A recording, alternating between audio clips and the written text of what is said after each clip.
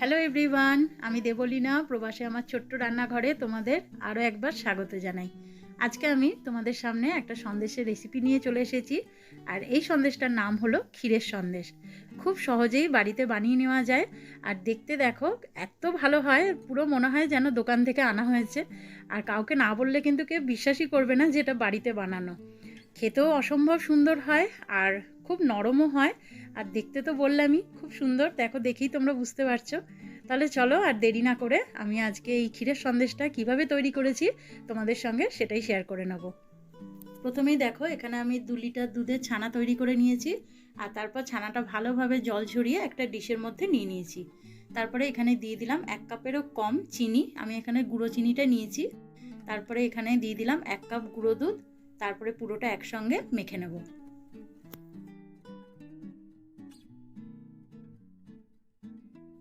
এখন দেখো ছানাটা বেশ ভালোভাবে আমার মাখা হয়ে গেছে। এর মধ্যে যে আমি দুধ আর চিনিটা দিয়েছিলাম সেটা একদম ছানার সঙ্গে মিশে গেছে। এবার আমি ওভেনে আরেকটা পাত্র বসিয়ে দিয়েছি। তো পাত্রটা গরম হওয়ার পর আমি এর মধ্যে মাখা ছানাটা দিয়ে দিলাম।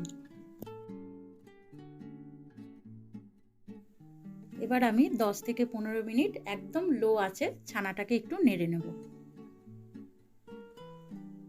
এখন দেখো ছানাতে যে এক্সট্রা জলটা ছিল সেটাও একদম টেনে নিয়েছে।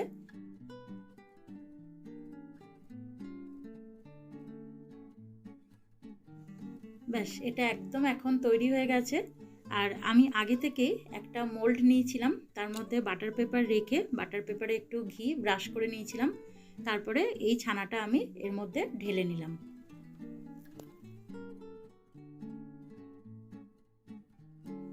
তারপর গরম থাকতে থাকতে একটা স্প্যাচুলা দিয়ে আমি চারদিকটা ভালোভাবে সমান করে নেব।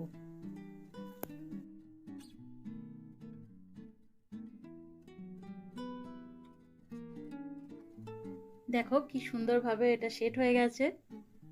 এবার যেহেতু ক্ষীরের সন্দেশ, এবার তো ক্ষীরটা তৈরি করে নেওয়ার পালা। তাই আমি একটা পাত্রে 4 কাপ দুধ নিয়ে নিলাম। এবার দুধটা ভালোভাবে একটু গরম করে নেব।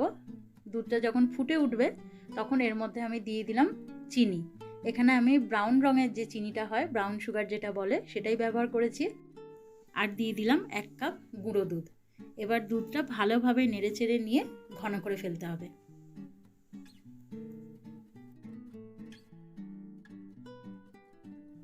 ওদিকে দুধটা যতক্ষণ ঘন হচ্ছে ততক্ষণ এদিকে দেখো আমি একটু ক্যারামেল তৈরি করে নেব। তার জন্য আমি এখানে 1.5 চামচ মতো ব্রাউন সুগার নিলাম।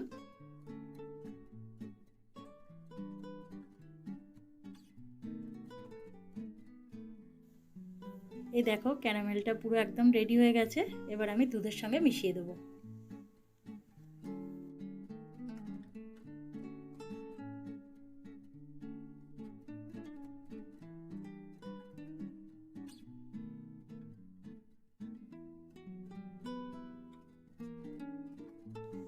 এখন দেখো দুধটা অনেকটাই ঘন হয়ে এসেছে।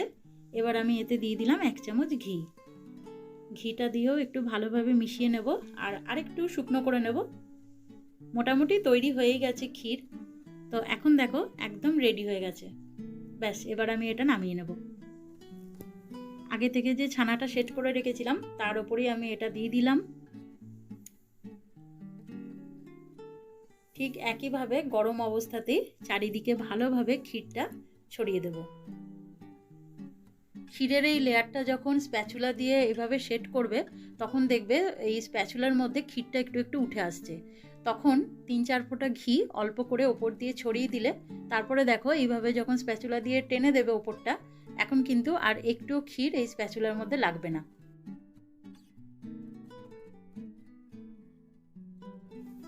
এখন দেখো ওপরের ক্ষীরটা কি সুন্দরভাবে বসে গেছে। এরপর এটাকে আমি 7 থেকে 8 ঘন্টা রুম টেম্পারেচারে রেখে দেবো। তারপর তোমাদের আমি কেটে দেখাচ্ছি।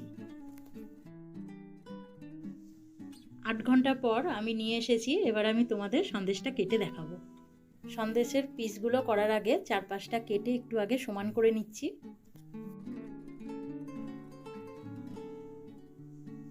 তারপর ছুরিটা ভালোভাবে একটু ধুয়ে নিয়ে এই দেখো এবার আমি তোমাদের কেটে দেখাচ্ছি কত সুন্দর আর কতটা নরম হয়েছে।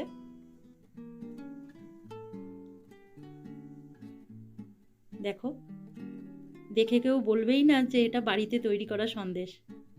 আমি তোমাদের একটু ভেঙেও দেখাচ্ছি মাঝখান থেকে, দেখো কতটা নরম হয়েছে। এই দেখো। তাহলে তোমরাও বাড়িতে এভাবেই বানিয়ে নিতে পারো ক্ষীরের সন্দেশ।